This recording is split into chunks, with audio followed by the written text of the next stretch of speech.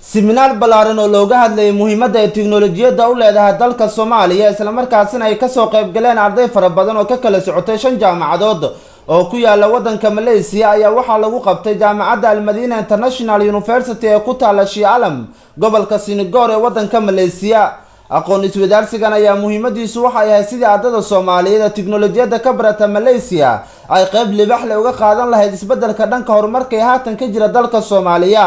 intii seminaarkan uu socday ayaa waxa ardayda ka soo qayb gashay hoosta ka wada xariiqeen in Soomaaliya haatan u baahan tahay tiknoolajiyadii wax walba oo qayb ka qaadan kara isbeddelka dhanka horumarka ee haatan ka jira dalka Soomaaliya, iyagoona sidoo kale tilmaamay in dal waliba horumar ku tilaabsaday ay qayb ka tahay tiknoolajiyadda.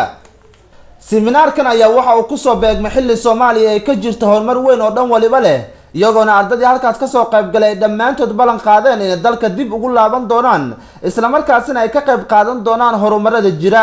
ugu horeen waxa halkaasi ka hadlay gudoomiyaha qabanqaabada seminaarkan Ibrahim Yar oo si kooban uga hadlay muhiimadda seminaarkooda, iyadoona ay ku xigi doonaan qaar ka mid ah ardayda halkaas ku soo bandhiga casharada iyo dadweynihii kale ee ka soo qayb galay seminaarkan. anigoo ah Ibrahim Xasan Xaaji waxna ka barta jaamacadda tan ee Al-Madina. barnaamijka maanta aad buu maarkin u wacnaa wuxuuna noogu dhamaaday guul tiknoolajiyada ayuu ku saabsanaa in badan hadba waxaan isku dayi doonaa dadaalka inaan kordhin doono. bismillaahir rahmaanir rahiim. maanta waxaan ka soo qayb galay barnaamij aad u wanaagsan oo ay soo qaban qaabiyeen ardayda jaamacadda MIDU ama Al-Madina International University qaybta IT-da.